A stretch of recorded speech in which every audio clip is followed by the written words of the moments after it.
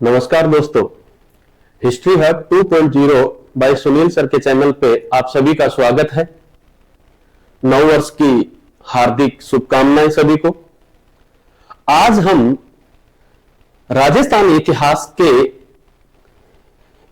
Start या प्रारंभ करने जा रहे हैं, जिसमें सबसे पहले हम बात करेंगे चौहान वंश की भी। चौहान वंश जो है, इसका जो प्रारंभ है ये सांबर से होता है भी। सांबर के बाद इनकी जो शाखा है वो एक तो चली जाती है अजमेर, और अजमेर से एक शाखा निकलती है रणथंभौर की, और इसके बाद सांबर से एक शाखा निकलती है नाडोल पाली, नाडोल से जालोर, और जालोर से सिरोही। अजमेर से एक शाखा निकलती है बूंदी, बूंदी से कोटा, और कोटा के बाद झालावाड़।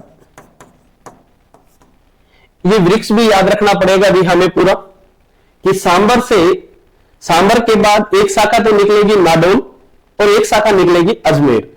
अजमेर से फिर एक शाखा निकलेगी रणथंभौर के लिए, और बूंदी, कोटा और झालावाड़, और सांबर से एक शाखा निकलेगी हमारी नाडोल पाली के, जालोर और सिरोही। क्लियर है भी ये बातें। अब हम बात करते हैं कि सांबर, यहां से पूछे जाने वाला प्रश्न है कि सांबर में चौहान वंश की स्थापना कब हुई? 551 ईस्वी, वासुदेव चौहान। वासुदेव चौहान। अजमेर की अगर हम बात करें तो अजमेर शाखा की स्थापना हुई थी 1113 ईस्वी में अजयराज के द्वारा। रणथंभौर शाखा की स्थापना हुई थी 1194 ईस्वी, गोविंद। नाडोल चौहान शाखा जो है ये 960 ईस्वी में लक्ष्मण सिंह है इसका संस्थापक रहता है भी। जालोर शाखा 1182 कीर्तिपाल। प्रश्न आता है भी, इन्हें याद करना पड़ेगा। सिरोही 1311 लूंबा चौहान। बूंदी 1242 ईस्वी,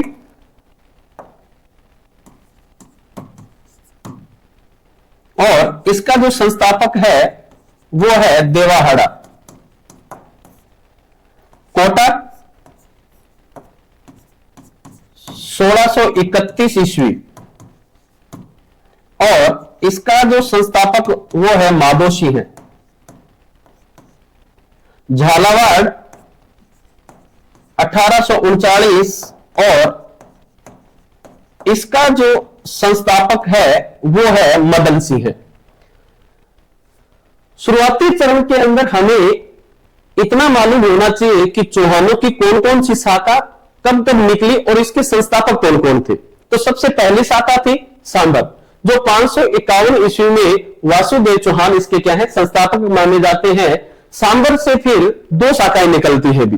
एक शाखा अजमेर जो 1113 में अजयराज के द्वारा स्थापित, और एक नाडोल पाली की ओर निकलती है जो लक्ष्मण सिंह है 960 ईस्वी में।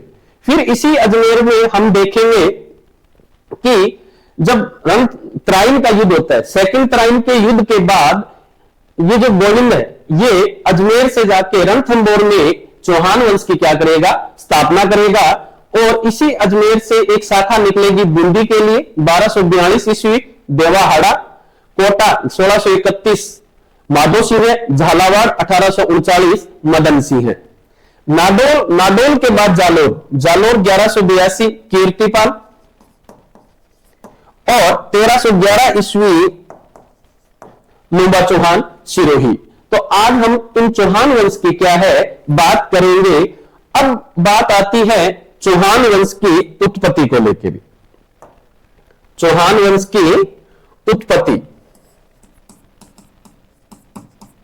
चौहान वंश की उत्पत्ति,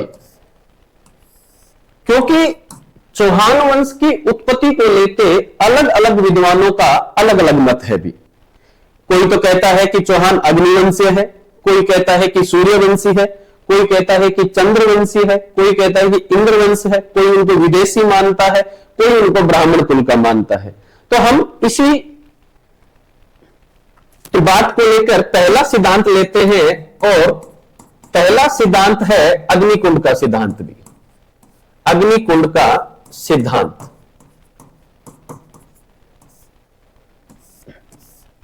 इस अग्निकुंड के सिद्धांत को हम देखें तो चंद्रबरदई का ग्रंथ है पृथ्वीराज रासो। पृथ्वीराज रासो, इस पृथ्वीराज रासो के ग्रंथ से हमें जानकारी मिलती है कि ऋषि वशिष्ठ के द्वारा यज्ञ किया गया और इस यज्ञ में 4 योद्धाओं की उत्पत्ति हुई भी। ये 4 योद्धा कौन कौन से हैं? ये 4 योद्धा हो गए प्रतिहार, परमार, चालुक्य, जिन्हें हम सोलंकी भी कह देते हैं भी, और चौहान। क्योंकि ऋषि वशिष्ठ जब आबू पर्वत के ऊपर ये यज्ञ कर रहे थे तो वहां की दानव शक्ति के द्वारा इन यज्ञशालाओं को बार बार नष्ट किया जा रहा था या यज्ञ को बार बार असफल किया जा रहा था। कभी इसमें मांस फेंक दिया जाता, कभी हड्डियां, कभी खून के छींटे, कुछ भी मान लो। तो इन दानव प्रजाति से निजात पाने के लिए इन 4 योद्धाओं की उत्पत्ति होती है, प्रतिहार, परमार, चालुक्य और चौहान। चौहान सबसे अंतिम है भी, इस बात का ध्यान रखें। कल को कहीं कोई पूछे प्रश्न सिंपल सा कि अग्निवेदिका के सिद्धांत में सबसे अंत में जिस वंश का या जिस वंश की उत्पत्ति हुई तो वो कौन सा है? चौहान है भी। सबसे अंत में चौथा नंबर जो है वो कौन सा है? चौहान वंश का है भी। इसमें इस बात की पुष्टि करते हैं 2 लोग भी, सूर्यमल मिश्रण और मुहुनोत नैन्सी। ये दोनों कहते हैं कि चंद्रबरदई की जो बात है वो क्या है? सही है। तो अग्निकुंड का सिद्धांत हमें या अग्निकुंड के सिद्धांत की जो जानकारी है वो हमें चंद्रबरदई के ग्रंथ पृथ्वीराज रासो से मिलती है। और इसमें ऋषि वशिष्ठ के द्वारा आबू पर्वत पर यज्ञ किया गया और उस यज्ञ में 4 योद्धाओं की उत्पत्ति हुई, प्रतिहार, परमार, चालुक्य और चौहान। सबसे अंत कौन है? चौहान है अंतिम में भी। और इस बात का समर्थन कौन देता है? सूर्यमल मिश्रण और मुहुनोत नैन्सी करते हैं इस बात का जो समर्थन जो है भी वो समर्थन करते हैं ये। तो ये अग्निकुंड का सिद्धांत है भी यहां चौहान की उत्पत्ति को लेकर। अब हम दूसरे सिद्धांत की बात करें तो सूर्यवंशी। चौहानों को सूर्यवंशी भी माना जाता है भी। सूर्यवंशी मानने वाले कौन कौन है? जयानक, चंद्रशेखर, जोधराज,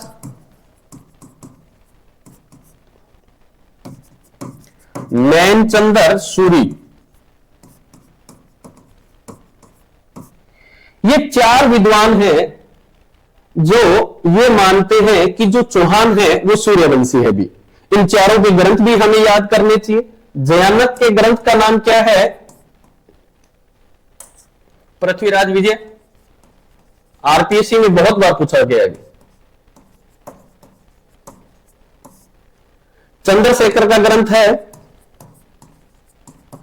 सुरजन चरित्र। जोधराज का ग्रंथ है हमीर रासो। और नयनचंद्र सूरी का ग्रंथ है हमीर महाकाव्य। ये इन के ग्रंथ हैं जिनसे हमें चौहानों के सूर्यवंशी होने के प्रमाण मिलते हैं। और इसके साथ साथ हमें याद करना पड़ेगा कि डॉक्टर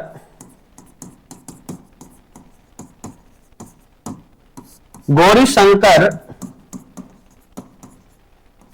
हीराचंद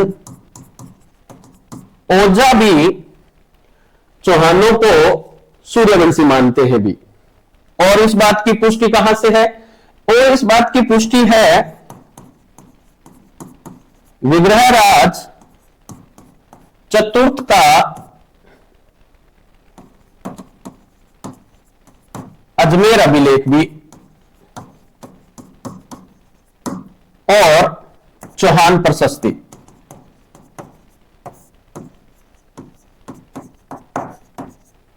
चौहान प्रशस्ति इन सभी व्यक्तियों के द्वारा इस बात की पुष्टि होती है कि जो चौहान है वो सूर्यवंशी थे भी।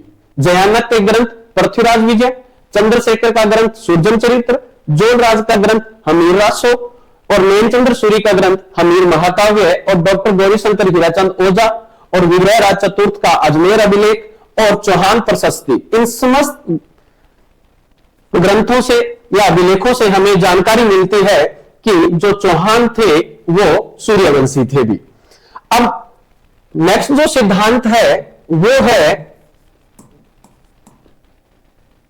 सूर्यवंशी हो गया। अब हम बात करते हैं चंद्रवंशी। चंद्रवंशी की अगर हम बात करें तो चंद्रवंशी का प्रमाण हमें दो जगह से मिलता है भी। एक हांसी अभिलेख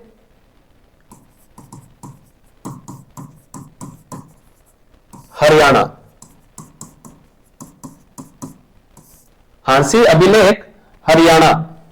और दूसरा जो हमें है वो प्रमाण मिलता है अचलेश्वर मंदिर, अचलेश्वर मंदिर अभिलेख से आबू। इन दो स्रोतों के माध्यम से हमें जानकारी मिलती है कि चौहान जो है वो चंद्रवंशी थे भी यहां पे। अब नेक्स्ट अगला जो है वो है इंद्रवंशी या इंद्र के वंशज।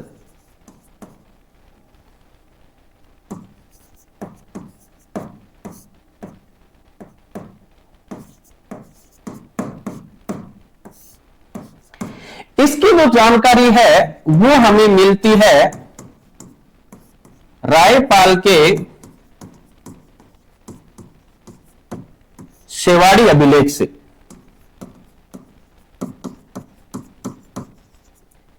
शेवाड़ी अभिलेख से इस बात की जानकारी मिलती है कि चौहान जो है वो इंद्र के वंशज है भी। ये एकमात्र स्रोत ही था जहां से हमें इस बात की क्या है जानकारी मिलती है भी यहां से। अब नेक्स्ट बात करें, अगला सिद्धांत वो है खज जाति कि चौहान जो है वो खज जाति के हैं। ऐसा बोलने वाला एक ही व्यक्ति था भी जिसका नाम क्या था? डॉक्टर आर भंडारकर, जिसका नाम था डॉक्टर आर भंडारकर। ये एकमात्र ऐसा व्यक्ति है जिसने ये कहा कि जो चौहान है वो खज जाति के वंशज माने जाते हैं भी यहां। अब नेक्स्ट बात करें कि जो चौहान है वो विदेशी है। यह बात कहने वाले कौन थे? यह बात कहने वाले थे colonel James Tod. Colonel James Tod ने कहा कि चौहान जो है वो शक वह सीथियन है। शक वह सीथियन है। यह बात किसने कही? Colonel James Tod. Colonel James Tod क्या कहता है कि जब ये जातियां बाहर से आई और यहां जब रहने लगी तो यहीं के महिलाओं के साथ इनकी शादियां हुई और इन्हीं से जो उत्पन्न है वो ही आगे चलकर चौहान वंश के शासक कहलाए। तो यह बात कहने वाला कौन है? कर्नल जेम्स टोड, जो कहता है कि जो चौहान है वो विदेशी है और विदेशियों में भी कौन सी जाति? शक और सीथियन। इस बात का समर्थन करने वाले दो व्यक्ति थे भी। इस बात का समर्थन करने वाले दो व्यक्ति थे, जिसमें से एक का नाम विलियम क्रूक। विलियम क्रूक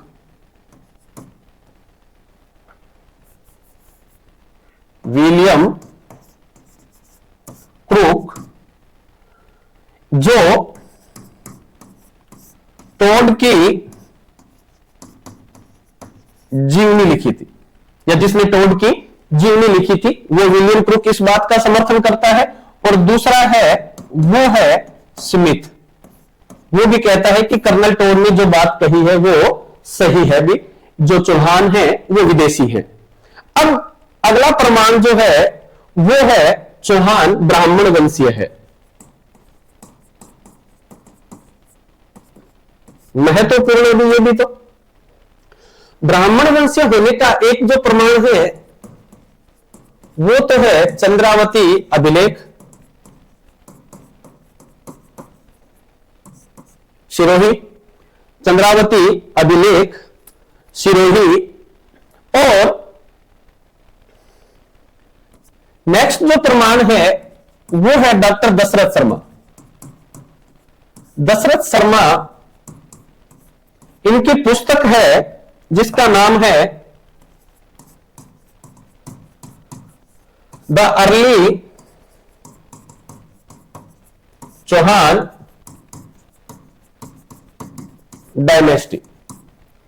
इस पुस्तक से भी हमें इस बात की जानकारी मिल रही है कि जो चौहान है वो ब्राह्मण है। नेक्स्ट यहां से एक ग्रंथ मिलता है कायम रासो।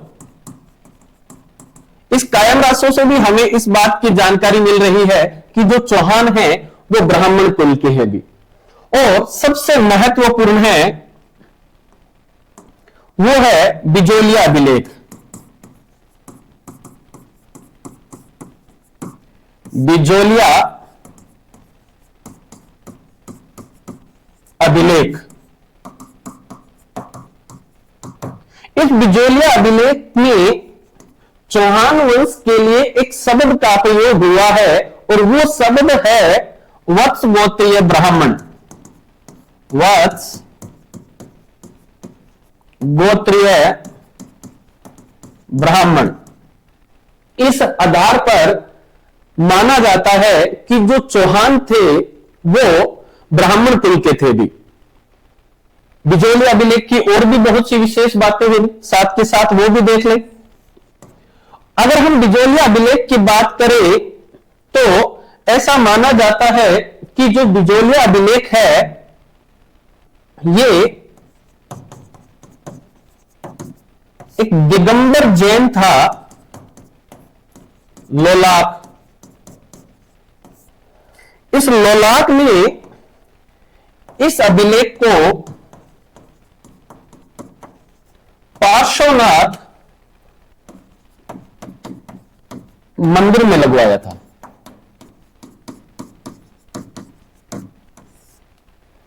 और ये पार्श्वनाथ मंदिर में लगे बिजोलिया अभिलेख से चौहानों की हमें ऐसी बहुत सी मूल जानकारियां मिलती है जो इतिहास की दृष्टि से अति महत्वपूर्ण रहती है भी।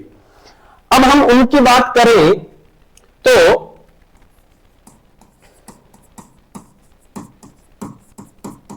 सॉरी, बिजोलिया अभिलेख।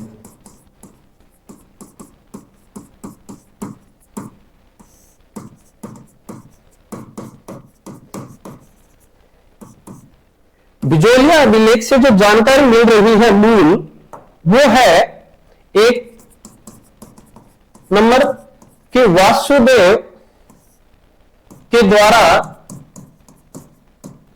सांबर झील का निर्माण करवाया गया।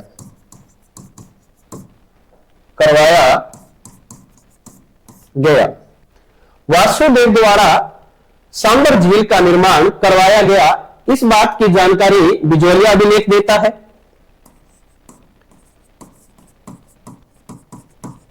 विग्रहराज चतुर्थ, ये महत्वपूर्ण है। विग्रहराज चतुर्थ जो है भी वो, तो विग्रहराज चतुर्थ के द्वारा दिल्ली पर विजय प्राप्त की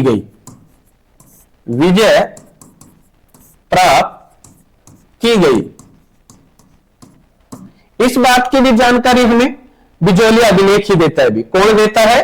बिजोलिया अभिलेख ही देता है भी यहां। फिर हम बात करें तो चौहान वंश के अंदर एक शासक था सोमेश्वर। ऐसा कहा जाता है कि जो लोलाक था वो सोमेश्वर के द्वारा उस लोलाक को कहकर इसे पार्श्व मंदिर के अंदर लगवाया गया था भी यहां। और जब इसे इस मंदिर के अंदर लगवाया गया तो सोमेश्वर के द्वारा एक रेवना नाम का गांव था जो इस मंदिर को दान दिया गया था। और सोमेश्वर की एक उपाधि है प्रताप लकेश्वर। प्रताप लकेश्वर, उस उपाधि की जानकारी भी हमें इसी बिजोलिया अभिलेख से मिलती है भी। तो दोनों बातें ध्यान रखें कि सोमेश्वर के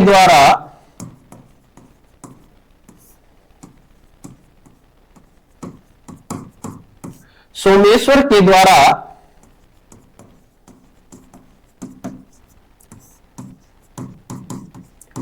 पार्श्वनाथ मंदिर को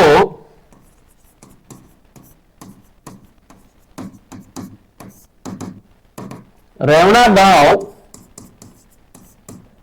दान में दिया गया।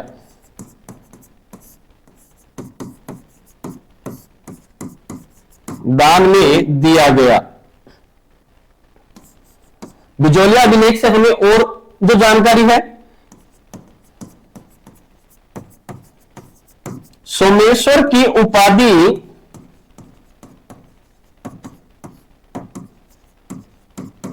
प्रताप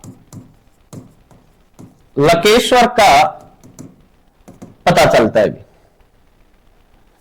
सोमेश्वर की उपाधि प्रताप लकेश्वर थी, इस बात की भी जानकारी हमें बिजोलिया अभिलेख से मिलती है भी। फिर हम देखें तो इस बिजोलिया अभिलेख में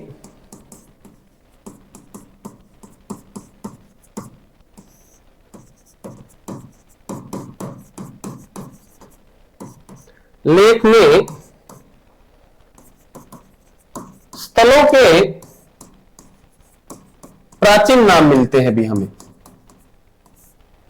प्राचीन नाम। एक नंबर पे हम बात करें तो बिजोलिया को पहले क्या कहा जाता था? बताओ भी, बिजोलिया को पहले क्या कहा जाता था? 2 नंबर नागदा,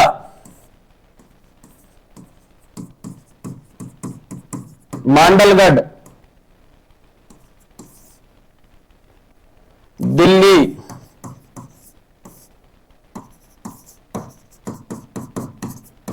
नागौर,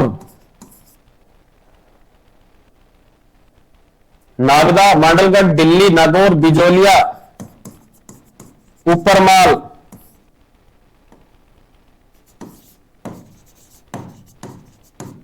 बीनमाल, सांबर। तो बिजोलिया को तो पहले कहा गया है विजयवल्ली, पूछा हुआ प्रश्न है भी ये। तो नागदा को कहा गया है नागहद, मांडलगढ़ को कहा गया है मांडलकर, दिल्ली को कहा गया है दिल्लिका, दिलका, नागौर को कहा गया है अहिच्छत्रपुर, ऊपरमाल को कहा गया है उत्मात्री, भीनमाल को कहा गया है श्रीमाल, सांबर को कहा गया है साकंबरी,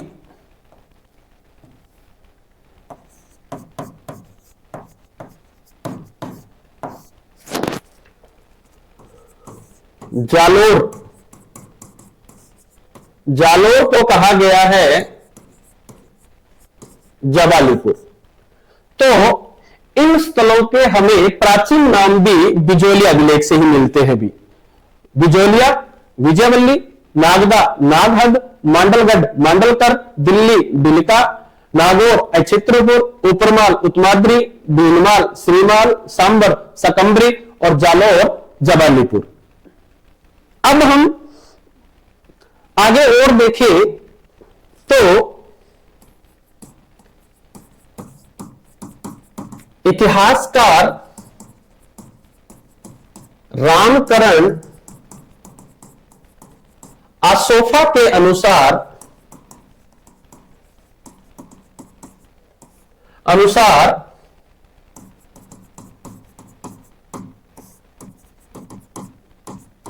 सांबर झील के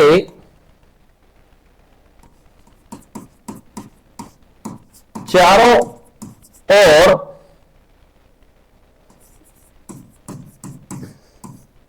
फैले इतिहासकार रामकरण आसोफा के अनुसार सांबर झील के चारों ओर जो लोग थे वो चौहान थे। कौन थे वो? चौहान ही थे। और उन्हीं चौहानों का एक व्यक्ति जिसे हम आदि पुरुष, मूल पुरुष या संस्थापक मानते हैं, वासुदेव है। और इसी सकंबरी से ही चौहान वंश की क्या होती है? स्टार्टिंग होती है। चौहान वंश क्या होता है? प्रारंभ होता है भी। इस बात का भी हमें ध्यान रहे। तो रामकरण आसोफा के अनुसार सांबर झील के चारों ओर फैले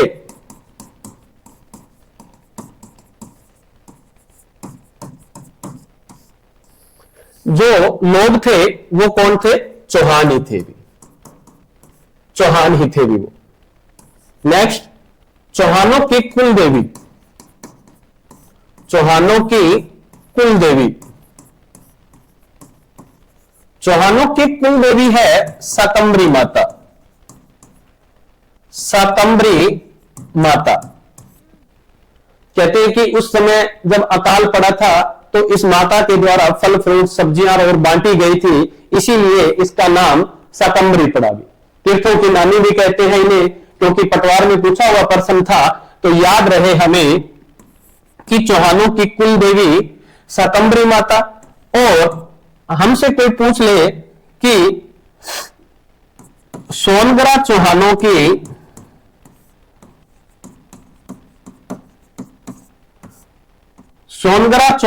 की इष्ट देवी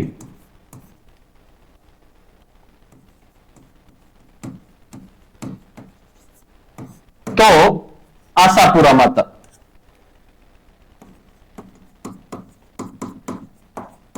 आशापुरा माता।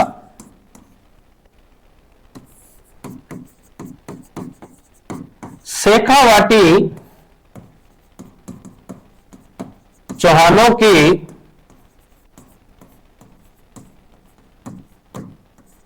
इष्ट देवी जीण माता। जीण माता चौहानों के कुल देवता।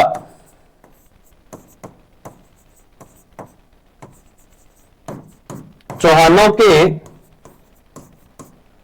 कुल देवता